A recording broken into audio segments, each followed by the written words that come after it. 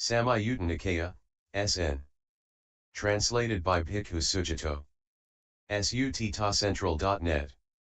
Link Discourses 1. 2. The Garden of Delight SN.1.11. The Garden of Delight. So I have heard. At one time the Buddha was staying near Savatthi in Jeta's Grove, Anathapindika's monastery. There the Buddha addressed the mendicants. Venerable Sir, they replied. The Buddha said this. Once upon a time, mendicants, a certain deity of the company of the 33 was amusing themselves in the Garden of Delight, escorted by a band of nymphs, and supplied and provided with the 5 kinds of heavenly sensual stimulation. On that occasion they recited this verse. They don't know pleasure. Who don't see the Garden of Delight? It's the abode of lordly gods. The glorious host of 30. When they had spoken, another deity replied. With this verse, fool, don't you understand the saying of the perfected ones, all conditions are impermanent, their nature is to rise and fall, having arisen, they cease, their stilling is true bliss. SN.1.12 Delight. At Savatthi, standing to one side, that deity recited this verse in the Buddha's presence, your children bring you delight. Your cattle also bring you delight. For attachments are a man's delight, without attachments there's no delight. Your children bring you sorrow. Your cattle also bring you sorrow. For attachments are a man's sorrow. Without attachments there are no sorrows. SN.1.13 There's nothing like a child. At Savatthi, standing to one side, that deity recited this verse in the Buddha's presence, there's no love like that for a child, no wealth equal to cattle, no light like that of the sun, and of waters the ocean is paramount. There's no love like that for oneself. No wealth equal to grain. No light like that of wisdom. And of waters the rain is paramount. SN.1.14 Aristocrats. An aristocrat is the best of bhikkhus. An ox is the best of quadrupeds. A maiden is the best of wives. And a firstborn the best of sons. A Buddha is the best of bhikkhus. A thoroughbred, the best of quadrupeds. A good listener is the best of wives. And the best of sons is loyal. SN.1.15 Whispering. In the still of high noon, when the birds have settled down, the formidable jungle whispers to itself. That seems so scary to me. In the still of high noon, when the birds have settled down, the formidable jungle whispers to itself. That seems so delightful to me. SN.1.16 Sleepiness and sloth. Sleepiness, sloth, and yawning, discontent, and grogginess after eating, because of this the noble path doesn't shine for creatures here.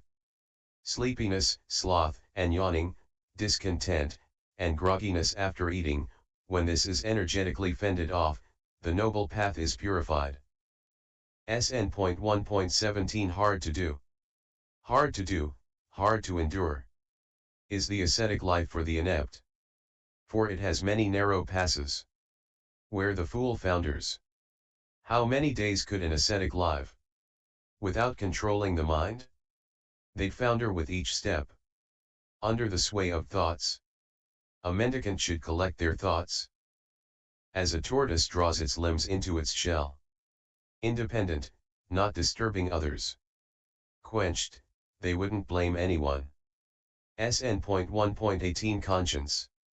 Can a person constrained by conscience be found in the world?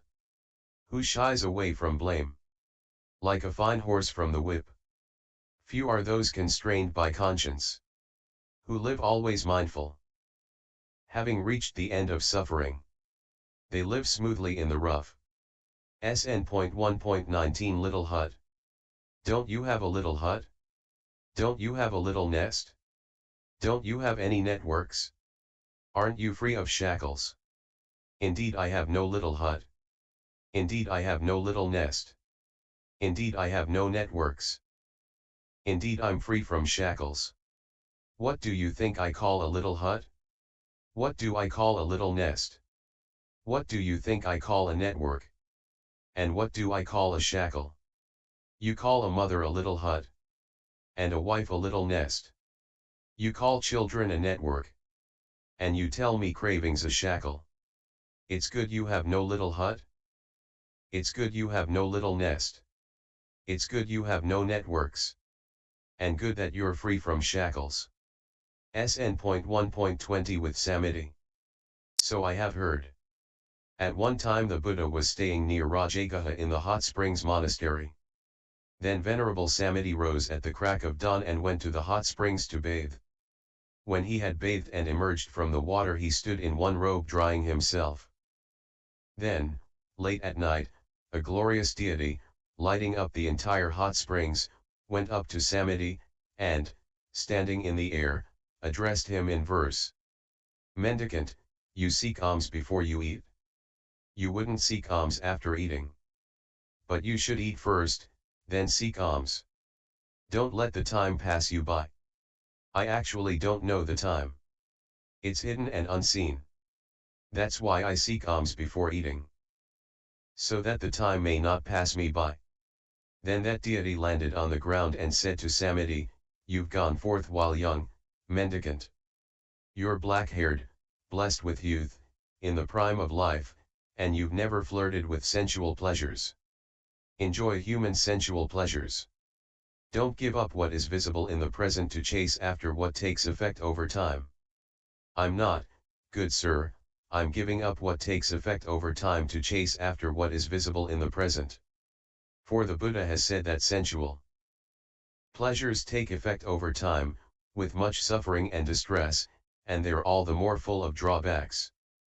But this teaching is visible in this very life, immediately effective, inviting inspection, relevant, so that sensible people can know it for themselves.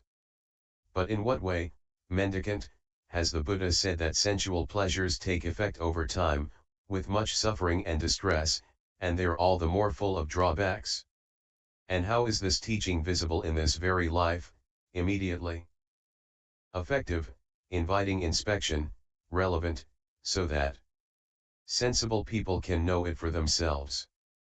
I'm Junior, good sir, recently gone forth, newly come to this teaching and training. I'm not able to explain this in detail. But the Blessed One, the Perfected One, the fully awakened Buddha is staying near Rajagaha in the Hot Springs Monastery. You should go to him and ask about this matter. And you should remember it in line with the Buddha's answer. It's not easy for us to approach the Buddha, as he is surrounded by other illustrious deities. If you go to the Buddha and ask him about this matter, we'll come along and listen to the teaching. Yes, good sir, Venerable Samiti replied. He went to the Buddha, bowed, sat down to one side, and told him what had happened. Then he added, Sir, if that deity spoke the truth, he'll be close by.